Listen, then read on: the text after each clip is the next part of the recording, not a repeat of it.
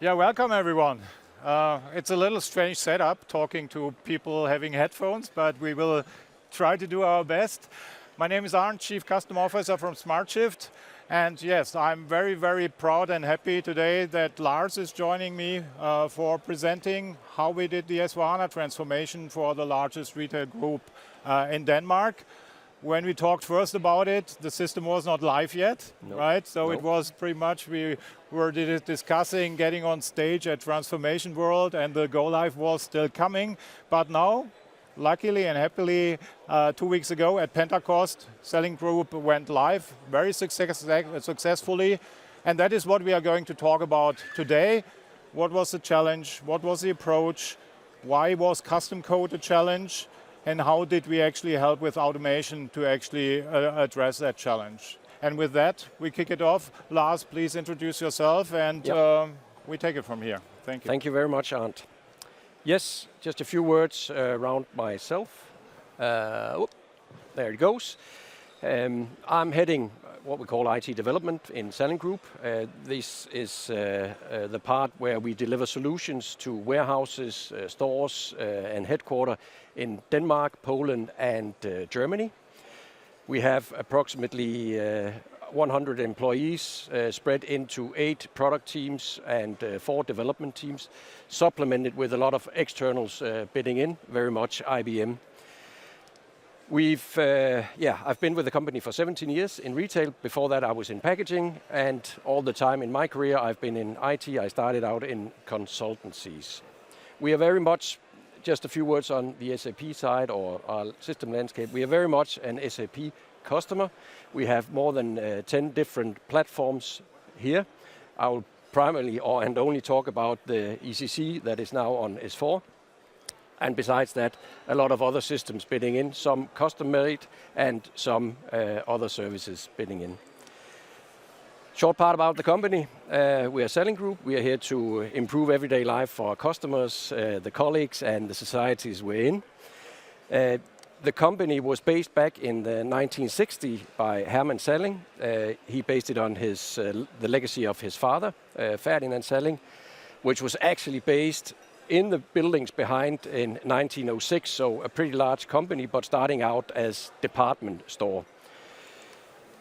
Since the 1960, we changed name 3 times. We started out as Jysk Supermarket, then became Dansk Supermarket, and in 2018 we got the name that we have right now, Salling Group, and that refers back to the legacy of Herman Salling. In between, we've been part of Maersk, but today we are 100% owned by the Salling Foundations, starting out the buyout of Maersk back in 2014 and completing that in 2017. Our latest activity is the acquirement of Rimi Baltics, which I will not talk more about right now. It's just been agreed here or finalized in June, so only a little month old, this story. Good. Our markets, we are primarily where the part that I represent based in Germany, Poland and Denmark. We have a revenue of approximately 10 billion per year. This is the 2024 numbers. Little less than 1,800 stores. We are approximately 70,000 employees. Our discount format is what we have represented in the 3 countries. If we look at the other parts, we are having if I go to the next slide, we have supermarkets in Denmark, we have hypermarkets, we have toy stores, and we also have department stores in Denmark. But the Netto and the discounters is what we have in all 3 countries. We also have online services very much connected to our formats, and that is non-food. On top of that, we have some other services, flowers and so forth. But we also have convenience with groceries being delivered to the home or pick up in the stores, and also meal boxes. And then we have Carl's Jr. and Starbucks in Denmark on franchise basis. So, a variety of companies. Sorry? you're on slide. Yeah. Yes. Okay. Few words around Salling Group and the IT department. It's my boss, Allan Jensen, the CIO, sitting here smiling in the head office in Aarhus, where we have approximately 300 employees. Besides that, we have 60 based in our shared service center in Stettin. We are very partnered up. Some of our activities are outsourced, at least all the operations, that's with Kyndryl, but also moving to Asia. And we also have a strong engagement with IBM. Our ambition is to be a reference story in retail.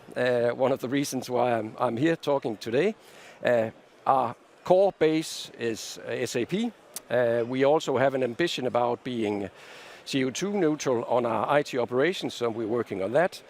Otherwise, many of the things that we work on is one system, one process, one structure, and one data truth. That is sort of what goes through all of it. And we only have one ECC, we only have one S4.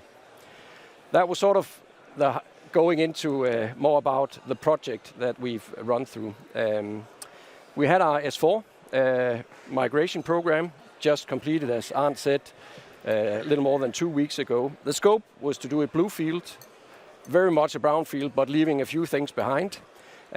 We had to change some things on the general ledger. Our target was to aim a 24 hours downtime. That was really one of the important things. We had very much the migration part being stepwise. We did it together with S&P, and there will be another session on that later today. Besides that, one of the bigger things was also to interact with CAR, the Customer Activity Repository. That was a big task to also make that enable and work together with S4. And finally, build a totally new hardware structure. Target was to keep the service window, make sure that many users did not feel a major difference coming into the office on the day after the go live, and then also not have too many issues going forward. Yes, very much a long travel to do the test migrations. We've done 4 production migration prior to go live, and of course we also built the whole development string besides that. And we are at the top of the mountain. We migrated a 70,000 terabyte or 70 terabyte ECC system into a 32 terabyte HANA. We are on premise. Our plan is to move to SAP RISE next year, and we are in process on other SAP platforms going into SAP RISE. The way we organized everything was in 3 tracks. We had a platform track, building the whole or setting up the whole new hardware part. We had a migration track, very much driven by S&P, and then we had an application track where code transformation, adaptation, and also testing was ongoing. And this is where we engaged with SmartShift. One of our biggest challenges, as mentioned in the opening, was this on sitting on a platform that is plus 10 years old, building up or optimizing that and introducing some custom objects on top of that. We had more than 30,000. We had almost 2 million of code lines that needed to be transferred. So we reached out to SmartShift, asking them whether they could help us doing this transformation, knowing that this was a big task, this was a risky task. It was also be very time consuming on a lot of our people to do the job, and also wanting to make sure that we could do something about our code, lift it to the next level. And by this I hand it over to you, Arndt, to say a bit more about the job that you did there. Thanks, Lars. And just looking at the numbers, right? If you look at the numbers as a customer who's new to the topic, you first get the impression, oh my God, 2 million lines of code, so many objects. Yes. But actually, we are helping customers to future-proof their custom code since pretty much 20 years. And we built a nice little benchmark database to look at how big are systems. And you're pretty much the average there. So this is totally normal numbers. And it is also the similar challenges, right? You talked about, you have a great partner for the data transformation with SNP. Usually this is one of the big hurdles also in an S/4HANA transformation, but obviously how to address these customizations in a transformation project. And you talked about risk reduction, speed, but also talking about future-proofing the code, right? The code you have in these systems, you talked about 10 years of legacy of system. Usually these systems evolve, right? You have many people who work on it. Also SAP technology changes over the years. And so what happens is you build a lot of technical depth in these systems. And the question is now how you address it, right? Often you get the answer if you talk to the system integrator of your choice, often you get the answer, I will send you a bus with ABAP developers who is actually fixing some of the stuff in your system, right? And we at SmartShift, I said we are doing that more than 20 years, and our DNA and our approach always has been tackling these sort of challenges with automation. And we love technology, but we don't do it just for the sake of technology, because automation helps you really to accelerate the whole process, and we will see that in a second. It helps you to take a risk out of the whole thing, and it gives you the optionality. You have made investments into these assets, right? It gives you the optionality also to modernize them and to bring them a little closer to this, what SAP calls clean core in the future, and update them, right? And that is what we also did here at Salling Group. Quick, I don't want to bore you with too much technology here, but that is actually the process how we work, and that's the basis of everything what we do. That is our SmartShift platform. And it's pretty simple. We take custom code out of an SAP system, we extract it, and bring it into our platform. And the first thing what we do in our platform is we deconstruct everything, utilizing our own parser, and we build a big model, a so-called meta model about the coding. We also understand how data flows in the coding, dependencies and stuff like that. And we all do that with the ultimate goal to understand code, but also automatically transform code, right? So in your case, you had the challenge, you had to adapt your code to the new S/4HANA standards, but you also wanted to tackle performance issues in the code and stuff like that. And for that, we have transformation algorithms or transformation rules, which actually address these challenges. So we find, for example, that your code is accessing an obsolete table in SAP, which was replaced by another table in S/4HANA, and we would rewrite that. And we are rewriting that in a couple of computing hours, right? This is real automation, and we are doing hundreds and thousands of changes in pretty much a couple of computing hours. We once decided that we don't want just to hand over a tool to our customers, but we want to guarantee the outcomes. And that is why also this whole thing is embedded into a delivery methodology, quality assurance. We do our own testing to actually hand over guaranteed results at the end. Right? So this is the basis. This is our automation platform here, which helps you to take code, analyze it, wash it, make it modern, and bring it back into the system in a very rapid time frame.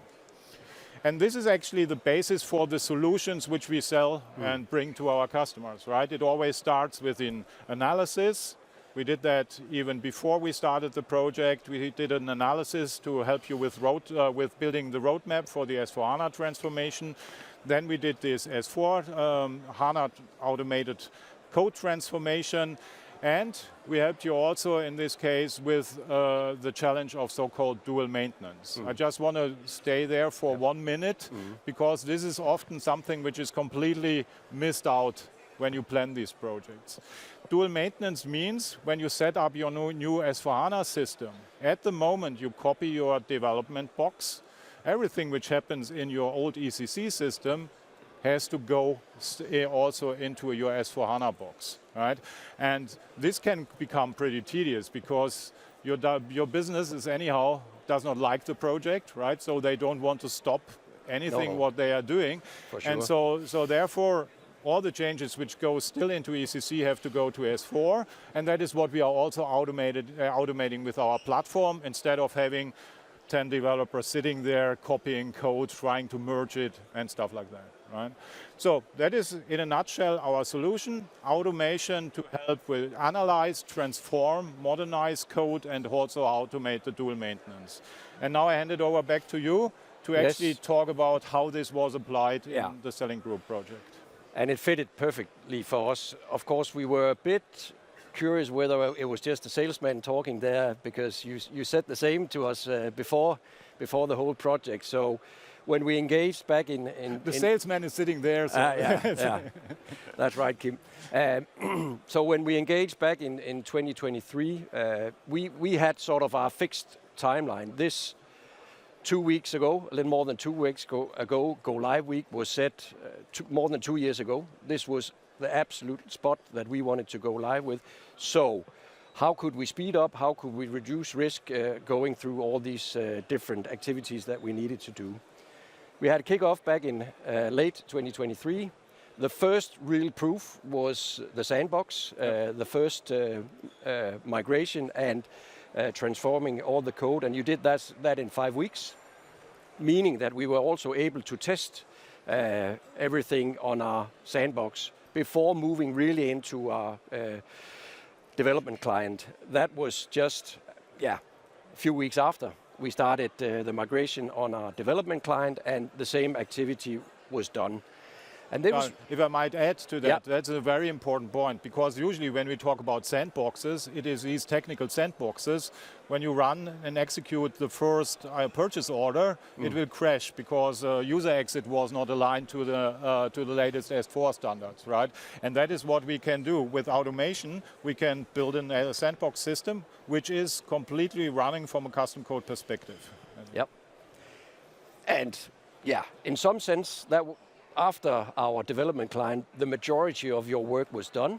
But as it's also set up here, we had dual maintenance cycles running in, and that's where the automation was also helping, as Arne just said before. Yes, the ECC platform was still alive.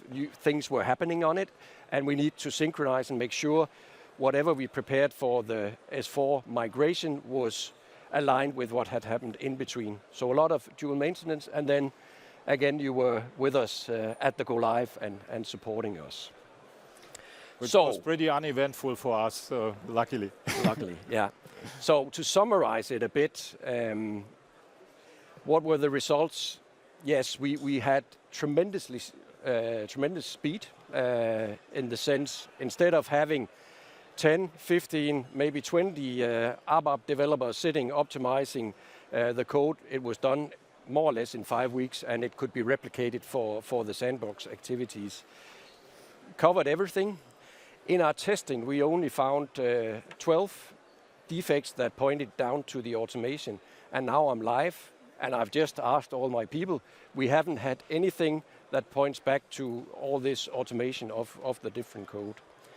So a lot of issues addressed, and various kinds, performance, security, and other stuff was definitely done. So it's done a lot of things for us, reduced risk in the project. We've been able to narrow down the time that we actually froze the system, so we could still deliver new stuff for our business once in the meantime as we were running the project. As you saw on the timeline, it was 1.5 years, and you all know that's not a period that we can close everything down. We had to close down at least the last 3 months. Nothing came in. That was also a long time for the business, but not 1.5 years. And some of the other side effects with doing in an automated way is that it's the same all over. It's not 10 different minds of principle that are put into the code optimization. It's consistent. So that's another thing. We got it modernized, so now it is HANA compliant, and that's basically it. And we are live. And I can tell you, I was a bit anxious about signing up for this conference, knowing that we did that early this year.